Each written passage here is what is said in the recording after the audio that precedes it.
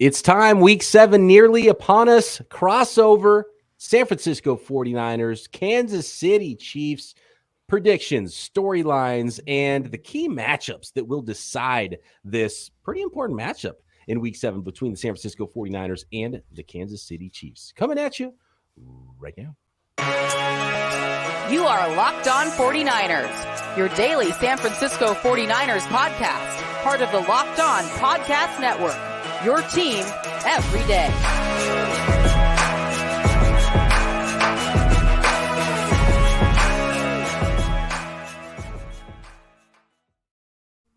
Welcome to another Locked On Podcast Network crossover. Locked On 49ers and Locked On Chiefs. Brian Peacock and Eric Crocker here from Locked On 49ers. Chris Clark of Locked On Chiefs at BD Peacock, at Eric_Crocker, at Chris Clark NFL is where you can find us all on Twitter. And I'm pumped for this one. This one's going to be so fantastic. I do want to thank everybody for making Locked On 49ers and Locked On Chiefs your first listens every day here on the Locked On Podcast Network. Your team every day is what we do. This Crossover Thursday episode is presented by our friends at PrizePicks. PrizePicks is so much fun, and it's easy to play. No competing with other players. Just you versus the projections available at PrizePicks. Pick 2 to 5 players, and if they score more or less than their PrizePicks projection, you can win up to 10 times your money on your entry. It can literally take less than 60 seconds to enter. It's that easy. We love PrizePicks. We know you will too. First-time users can receive a 100% instant deposit match up to $100 with promo code LOCKEDON. That's prizepicks.com, promo code LOCKEDON. All right, for the biggest storylines here in Week 7, Chris, I'm gonna let you set the table for the outlook from the Kansas City Chiefs perspective. And I'm wondering if the 49ers might be running into a buzzsaw, a little bit of an angry Kansas City Chiefs team that just came off a pretty tough loss in a really good game against the Buffalo Bills. Yeah, and honestly, I think that's got to be the storyline is that bad loss, not bad loss, but that loss to the Buffalo Bills. It was a good game. Kansas City is banged up. They have a lot of players that missed that game. And a lot of key guys, you start looking at Trent McDuffie didn't play, Willie Gay didn't play, Rashad Fenton didn't play, Brian Cook didn't play. All those guys play on defense. Could have helped a lot against a very good Buffalo Bills offense. And to me, the storyline is you're probably getting back McDuffie this week. You're probably getting back Willie Gay this week. I don't know if you'll get Cook and Fenton back this week, but they should be good to go after the bye, which is what Kansas City has after this 49ers game. But getting healthy and getting ready for this 49ers team in a rematch of the Super Bowl a couple of years back, I think it's going to be a lot of fun. Are the Chiefs missing anyone on their offense? Because right now, 49ers and whoever Chiefs are missing on defense, I don't know if that's even going to help the 49ers offense. They've been very stagnant. But the defense of the 49ers, they are a little wounded right now. And you talked about some of the players you're missing. Like, multiply that by like 3 and include guys like your interior guy Chris Jones, include 55 Frank I can't think of his last name. Frank Clark, right? Yep. All those guys, and take them away. That's the 49ers defense right now that's been hampered by injury. We'll see if guys like Nick Bosa come back. But is anyone missing from the Chiefs offense? I mean, they have a couple of guys. Joe Thuney didn't practice on Wednesday. That's going to be a big thing if he's not able to play, although I would imagine by the time you're listening to this, he will have at least had a limited practice for Kansas City. He is a guy that it seems like an Iron Man, and if he plays, I think they'll be in good shape on the offensive line. Other than that, they're missing a guy I think that they figured was going to be their starting right tackle last year and probably going into this year in Lucas Niang. But he's still out. He will not be back this week. Maybe he's coming back after the bye. Other than that, the Chiefs' offense is relatively healthy. Yeah, injury is a big storyline here with the 49ers, hoping, though, to get Trent Williams and Nick Bosa back this week, which would be huge for the 49ers. I mean, the best players on both sides of the ball. That's always nice to have on your roster, right, for a game, especially a game of this magnitude against the Kansas City Chiefs. Yeah, you kind of want them, I would think. Yeah, it'd be nice. It'd be nice to have some of those players. I saw an interview today with Jimmy Ward. He's got a club on his hand. I don't know if he's going to be able to play this week, but eventually he'll be able to play with a club on his broken hand, and we'll see him out there for more than one play that he's played so far in the 2022 season. So that'll be pretty important. Charvarius Ward's got a groin injury. We'll see if he's ready to play. So that is the number one storyline because that tilts the tides of things quite a bit, quite drastically. We've seen with the 49ers last week against the Falcons. If those guys are not all out there and ready to play. And Charvarius Ward really wants to play in this game. So yeah, I just want to throw that out there. Little revenge game there for Charvarius Ward. Look, I knew Charvarius Ward was pretty good. They gave him a lot of money. I didn't realize how good he was. That dude's legit. I've been blown away by how good Charvarius Ward is. He's a good player. He's been really good. And they did something with him that I didn't notice watching live, but I definitely noticed when I went to watch the All 22. And they had him shadowing Drake London. And that's very rare, the 49ers, to have a cornerback that travels. And I know he did a lot of that for the Kansas City Chiefs, but just hadn't seen anyone do that for the 49ers, including Richard Sherman, who had an all-pro year for the 49ers in the Super Bowl season. Charvarius Ward, shadowing receivers. That's new. New wrinkle to the 49ers defense. Yeah, and I think a lot of that, too, is just the group that the Falcons are running out there. You're not really scared of anybody, and you might as well put your best guy on their best guy, especially if you're banged up on the other side, which the 49ers were. So I'm wondering, obviously no Tyreek Hill anymore. Has that been a huge loss for the Kansas City Chiefs, and how has the wide receiver group come together? I saw an awesome stat today, which is like, and first of all, I just want to say this stat isn't saying that Jimmy Garoppolo is better than Patrick Mahomes. I want to put that out there because people freak out anytime you mention Jimmy Garoppolo because there's such a pro and anti-Jimmy Garoppolo crowd amongst 49ers fans, and I'm sure Chiefs fans don't want to hear anything about any comparisons between the two quarterbacks. But I think it says something about how the Chiefs offense has changed. And I noticed the types of players they brought in. And Juju Smith-Schuster, he's not a downfield weapon, and I think a lot of teams are trying to take away the deep ball. They're doing it against the Bills, doing it against the Chiefs. It's one of the things that's happening around the entire NFL. A lot of cover four, a lot of like, okay, you've got to beat us underneath. We're going to try to take away the deep ball and then come down and tackle you. And according to Pro Football Focus, the Jimmy Garoppolo's big time throw percentage this year is 5.1%, and it's higher than Patrick Mahomes' 4.8% big time throw. And we know that Patrick Mahomes can make big time throws, but it sounds like the Chiefs are almost embracing we have to complete stuff underneath, and we can't have a big play offense all the time. I think what you're looking at is you have a guy in Mecole Hardman that can be that big play guy. He's been injured. He is playing, but he's got a heel injury, and I think that's limited them a little bit. Then you have a guy in MBS who I think also can be a big play guy, but him and Mahomes aren't on the same page right now, and that's just the reality of it. He's got a couple of drops that if he would have caught him, it'd be big plays for Kansas City this year. Juju has been great underneath. Travis Kelce is obviously Travis Kelce. But you take a guy away like Tyreek Hill, obviously you're gonna miss that to some extent. I think Kansas City's adjusted, and I think they'll be fine. It's just a question of can they get on the same page with MVS and Patrick Mahomes? Can Juju continue to have bigger games because he played well against the Bills? All right, next we got to get into some key matchups here in this 49ers and Chiefs Week 7 contest. But first, I want to let the folks out there know about Blue Nile. Whether you're looking to pop the question, maybe you have a milestone moment to celebrate, you want to just find something, do something nice for that special person in your life, whether it's a mom or you're trying to take your relationship to the next level, want to express your love a little bit, let that love sparkle. Blue Nile can help you make your celebrations even more memorable. As the original online jeweler, Blue Nile offers the largest selection of independently graded diamonds and pieces priced significantly below traditional retailers. Blue Nile has helped millions of couples create their perfect engagement ring. You can go in and there's a specialist ready for you 24/7. Blue Nile has experts on hand. You might, if you're like me, you don't know what the hell you're doing when it comes to buying something like this, right? You need a specialist, someone who can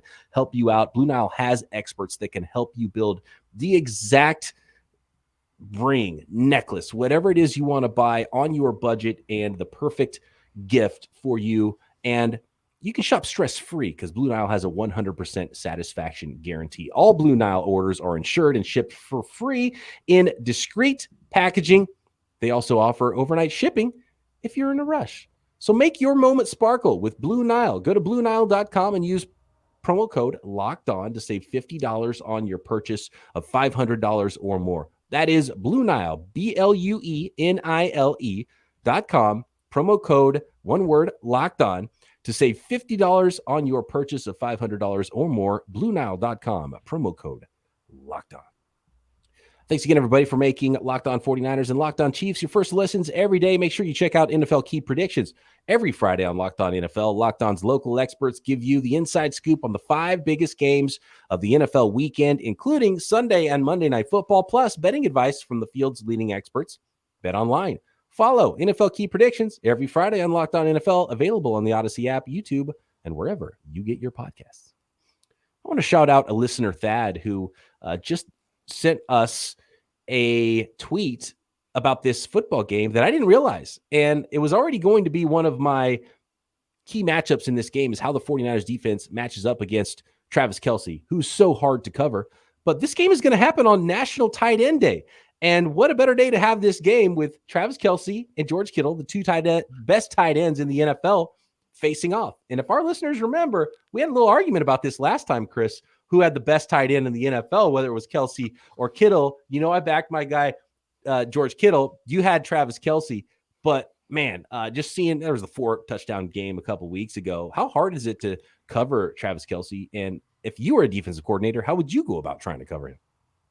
You know, I think what you saw against the Raiders is probably how you have to try to cover him. And it's funny, I say against the Raiders because he scored 4 touchdowns. But 7 catches for 25 yards. That says a lot. I mean, if you can figure out how to cover him in the red zone, I think you're in great shape. What the Raiders did is they chipped him a lot at the line of scrimmage, and I think that's what you have to do with a guy like Kelce. You have to get him off his route. You have to get him out of what he wants to do. The problem he creates for you is when you run zone schemes against the Chiefs, he is always going to find an open area, and he's going to open up for Patrick Mahomes. So it's really hard to cover him unless you have a guy. You know, Derwin James did pretty good against Kelce, against the Chargers. I'm not saying he played fantastic the whole game, but I think he did a very good job. So unless you have that type of safety that can come down, or a corner that can match up, which is really hard for a corner with Kelce's size, it's going to be very hard to cover him.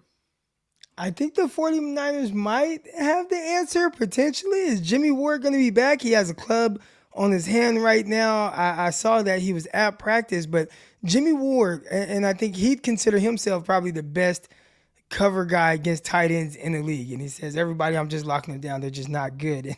And I think he respects his opponent, but he has a lot of confidence in himself. So not Derwin James in the sense of how he's viewed around the league, but if you're just talking about pure coverage safeties, I think Jimmy Ward would tell you that he's at the top. I think the 49ers do have a pretty good group. I mean, obviously, you've got Fred Warner, all-pro Fred. You've got Talanoa Hufanga, who's come on and playing like a superstar this year in concussion protocol. We don't know if he's going to play either. I mean, the injury situation's bleak at the worst end of it. At the best end of it, the 49ers have a lot of players who could match up. You mentioned Jimmy Ward. And I still think the best way to cover Travis Kelce is to pressure Patrick Mahomes. I mean, that's what it's all about. And we've seen a lot of these teams in the AFC West in the entire league really try to load up on those pass rushers. Have you seen an uptick in pressure on Patrick Mahomes this year? I know the Chiefs have a pretty good offensive line, but to me, it's like getting Bosa back and really getting pressure on Mahomes, try to make some mistakes there when he is trying to target, make the windows closer, make the time a little quicker for him at quarterback, because I just don't see teams really figuring out how to stop that tandem when there's time. They're always going to find that window that Mahomes can complete a pass to Travis Kelce. Yeah, and you hit on one of my biggest matchups for this game, and it's really the 49ers defensive ends versus the Chiefs offensive tackles. And, Bosa plays, that's huge for the 49ers. Orlando Brown has struggled this year. He's played okay at times, but he has really struggled as well. He had a rough game against Von Miller. Andrew Wiley had a rough game against Von Miller. I mean, it is Von Miller. I think he's still one of the best DNs in the league. So you take that into account. They are giving up pressure on Patrick, and I think that's a big issue going into this game. But really, the question to me is, can they get him 3 seconds? If they can get Mahomes 3 seconds, then it's going to be very hard to slow this offense down. If they get to where they're giving him 4 or 5 seconds and he starts moving around in the pocket, that's going to be very, very hard and almost impossible to cover this offense, even without a Tyreek Hill. Talk to me about the Chiefs running game, Chris, because have teams been able to make the Chiefs a little too one-dimensional one-dimensional at times in their couple of losses this season, because I think that's something the 49ers would like to be able to do. It's like they try to do every single week. And there's been some talk, maybe the Chiefs will go out and spend what it takes to go get Christian McCaffrey or something like that. Is the running back position a problem? Is the running game an issue for the Chiefs so far? Because it seems like a different guy every week. And I don't know if that's a good thing or a bad thing, but it feels like the Chiefs are still trying to figure out who their guy is in the backfield. I don't know that they're really ever going to find out who their guy is in the backfield unless Pacheco just takes a huge step forward and gets 10 or 15 carries in a game, and then maybe they're going to end up rolling with him because of the way he runs and his style. I do think that you look at this running game with under Andy Reid, and they're just not going to run the ball 40% of the time. There's probably going to be closer to 20% in most games. And the reality is that if you could make it to where it was even 30% or 35%, you're probably getting even better looks offensively when you're trying to pass the ball than what you're getting right now, because they know that they're not going to run the ball very often. And the bigger problem that you run into with the Chiefs running game is that Andy Reid decides to run at times where the pass has been working, and then all of a sudden he's like, oh, well, it's time to mix it up. Let's go throw in a running play. And then it goes for 2 or 3 yards, and you're kind of wondering, okay, well, why did you do that after you've been passing as much as you have? I do think that, when you start looking at the running backs that this team has, they don't have a clear-cut number one guy. I think Clyde could be an okay player. He's not a number one guy. And I don't see them going after a guy like Christian McCaffrey just because of the amount of the times that they actually run. I know 49ers fans get mad every time Jerick McKinnon makes a play because they spend a lot of money on him and he really didn't do much, got hurt. And now at least showing some signs there with the Chiefs. But still, I have a feeling like, with Kansas City Chiefs, if you're leaning too much on Jerick McKinnon, it's probably not a good sign for your offense. No, but he is a beast in run protection, and it has just been so impressive to watch him be able to step in and pick up blitzes and pick up guys coming in. It's great. He's a smaller player, but he sticks his hat in there, and he will go after whoever's coming after Patrick. He's a rocked up dude. He's not tall, but he's a pretty rocked up guy and a specimen, and had 4.3 speed back in his day before ACLs and all of that stuff. Croc, any other matchups that you're looking at in this football game, Chiefs and Niners in Week 7?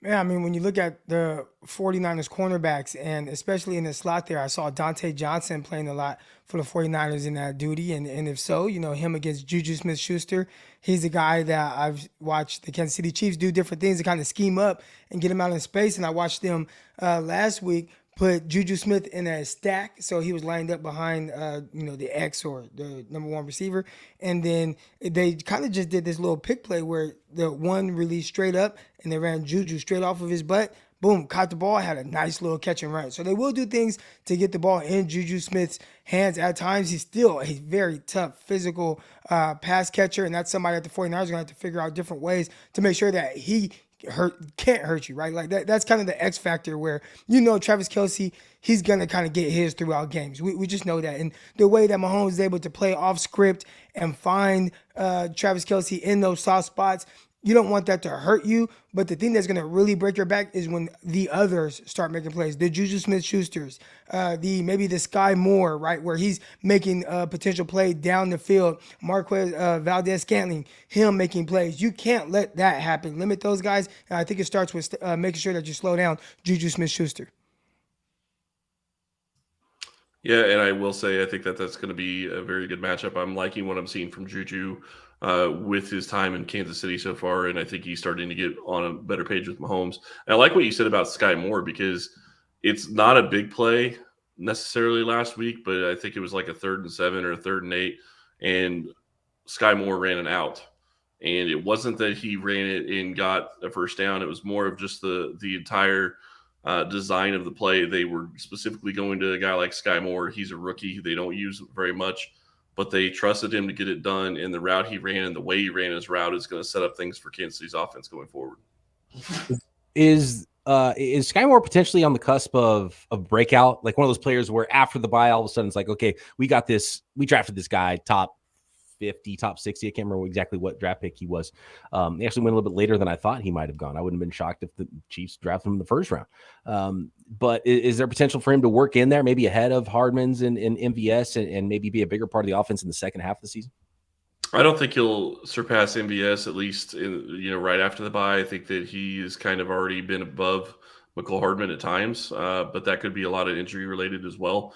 I do think that he could have a couple of breakout games coming in the back half of the schedule. If you look at what Kansas City's done with the rookie wide receivers in the past, the problem is they try to get them involved in all three positions, and that's just so hard for a lot of rookies to step in and do.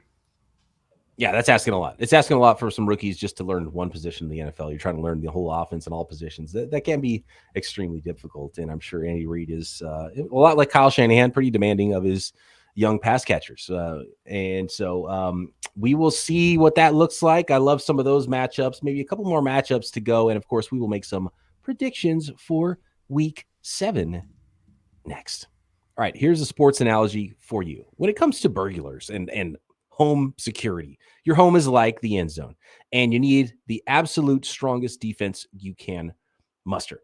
This is why I use and trust SimpliSafe Home Security. At SimpliSafe, your safety is the only thing that matters. It's cutting-edge technology powered by 24/7 professional monitoring agents who always have your back, so you always know your home is safe. And the best part to me is you're able to, with your phone and the app, check the crystal clear HD live stream of your security camera. When you're inside your home, you need to be able to see what's going on the outside of your home. When you're not home at all, you need to be able to see what's going on in your home. And it needs to look like there's so many old systems I've seen, and someone gets caught red-handed. You see it on the news all the time, right? Like, hey, home burglary, look at this. And it's some terrible, grainy image of somebody that could be any human being on the planet. It's like, we caught you on camera, but doesn't really matter unless it's that crystal clear HD, which you get with SimpliSafe.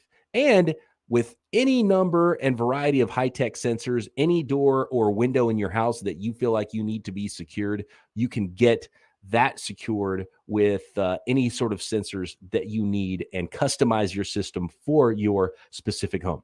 Customize the perfect system for your home in just a few minutes at simplisafe.com/lockedonnfl and save 20% on your SimpliSafe security system when you sign up for an interactive monitoring plan and get your first month free. Visit simplisafe.com/lockedonnfl to learn more. There's no safe like SimpliSafe. All right, before we get to our predictions here, I want to talk a little bit more about the Kansas City Chiefs and the San Francisco 49ers and this rivalry. And we mentioned at the very top, maybe a little bit of an angry Kansas City Chiefs team coming off a loss to the Buffalo Bills, what might have felt like a playoff game, right? Is there maybe a letdown traveling to the 49ers? The 49ers coming off their own loss. They're probably a little bit angry, maybe getting a little bit stronger. I love this matchup. I think it's a really important matchup. The Niners cannot fall below 500. They're at 3-3 right now.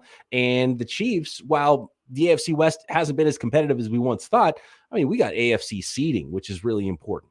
And obviously, this is a Super Bowl rematch. And on top of all of it, the 49ers are having a 10-year reunion with the 2012 team with Harbaugh, Kaepernick. Like, it's going to be a spectacle at Levi Stadium Sunday. Like, I can't wait for this one. This one is a game that I think is going to be circled. It's going to be a must-watch game, and I think it's really important for both football teams. Do you feel the same vibe from Kansas City's side, Chris? Is this a game where it's like this game is super important? I think you look at Kansas City, and I think when you start looking at the AFC in general, you look at the Buffalo Bills, and that's who Kansas City is going to be chasing the entire season. So every game becomes important because you got to try to keep within, a little bit of a distance of the Buffalo Bills. So you have to win every single game from here on out if you want a chance to have the number one seed in the playoffs. That's going to be a long shot because they basically have to finish a game above them. At this point, they're 2 games back. And then you also have to worry about the division, and the Chargers right now are in the same boat Kansas City is. And so to me, I think this is important for not just the standings, but also to get back on track and go into the bye week the right way. Go in with a win. Go in with something that makes you feel good about what you've done so far this season. Croc, do you have Jim Harbaugh come in and give you the pregame speech? I think if he did, the 49ers might have a little bit better luck. I saw some videos floating around, and it was kind of a montage of Jim Harbaugh, and I was like, man, I miss He was a special human being in a lot of good and bad ways. A very interesting guy. He came in and instantly turned a roster that we didn't realize was as good as it was into an instant winner, like legitimate, a bully. Like this team was good from jump under Jim Harbaugh, but he ground everyone around him into a fine powder, and that ended, we saw, very gloriously and very quickly in only 4 short years with the 49ers. Wow, what a team, what a bunch of teams those were. The 49ers back on track, in Super Bowl mode, trying to get back to the Super Bowl, and who knows, maybe it'll be the Kansas City Chiefs that they face in the Super Bowl, but they've got to get through week 7 first. So I will let the away team start. Chris, do you have any predictions for week 7 with the Chiefs at 49ers? The one thing that makes me a little nervous about this game is that they know the bye is coming. And you hope that they're not just trying to get to a point where they're like, well, we need to get through this game, try to get a win, but they're looking forward to being off. You can't do that against any team. I think that's really what kind of happened with the Colts game, is they overlooked the Colts. And you don't need to do that with any NFL team. Anybody can win on any given Sunday. And that really is true in this league. So to me, I think Kansas City needs to come out and they need to show that they still have the offensive firepower to put up a lot of points. And if you look at the 49ers injuries, at least what they had on Wednesday, it looks like they're going to be possibly without Nick Bosa. There's a lot of other players, like you've already kind of mentioned, that could be out. And if Kansas City goes into that game, they should win, and they should win probably pretty handily. I'd say that it's going to be 28-20 maybe, Kansas City.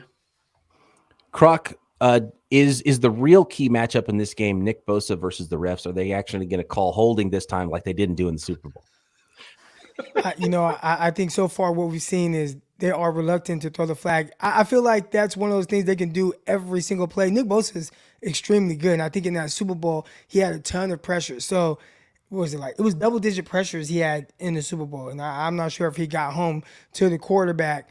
He's coming off of an injury, but he is a guy that is balls to the wall. He's full go, 100% every single rep, and you have to account for him. So if there is a hampered tackle out there for the Kansas City Chiefs, that can definitely mean a lot of trouble for Patrick Mahomes, and he's rushed. Now, the good thing with Patrick Mahomes is he can counter some of that rush with being able to move, but if you kind of mush the pocket a little bit, and we'll see if, again, I talked about X factors for Kansas City. The X factor for the 49ers might be Drake Jackson, who in half the amount of snaps has the same amount of sacks as Aiden Hutchinson, who is the number 2 overall pick. 3 sacks for the rookie. He's tied for the league lead for all rookies right now. He's the X factor in this game. If they pay a lot of attention to Nick Bosa and they're trying to trip him, double him, can Drake Jackson win his one-on-one matchups on the other side? And if so, I think that can be something that is kind of the equalizer in this game.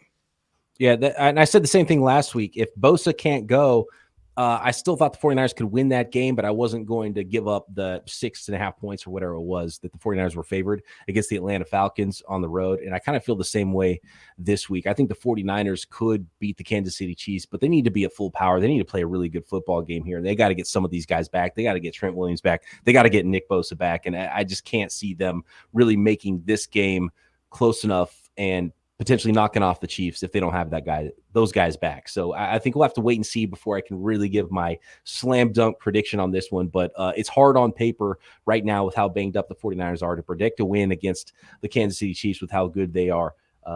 But as we know, and you mentioned it, Chris, the ball is oblong. It bounces funny, and any team, any week can win in the NFL. And I have a feeling this is just going to be a good one and be at least somewhat close. So I'm going to give it to the Chiefs, but I think it's going to be by a field goal. But I can't wait. It's going to be a ton of fun. Chris, always a pleasure chatting with you. Looking forward to a good game Sunday. Hey, thanks for having me. I really enjoyed talking to you guys. Looking forward to it as well. And thanks to all the listeners out there for making Locked On 49ers and Locked On Chiefs your first listens every day. For your second listen, how about you check out, you can watch me once again. Why not? You can never get too much Brian Peacock, right? The Peacock and Williamson NFL show daily right here on the Locked On Podcast Network. Croc doing Locked On NFL Draft with Chris's Chiefs co-host, Brian Tracy, every day here on the Locked On Podcast Network. Locked On Chiefs, Locked On 49ers. We'll be back with you tomorrow right here.